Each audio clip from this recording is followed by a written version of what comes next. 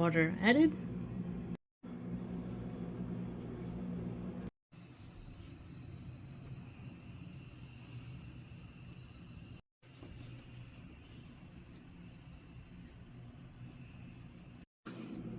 Alright, the broth looks really wonderful. The meat came apart well and the kale looks great.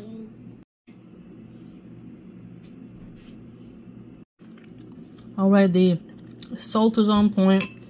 The red kale, which is really purple but then turns green, a nice addition. The beans held up really well. The tomatoes stewed quite nice. The beef is nice and tender. The paprika gives a wonderful hint. Garlic did well. The onions are fantastic. Mashallah. Wholesome, healthy, aromatic. Very pleased with this recipe. How about you, Abanero? Yes, very good. Mashallah.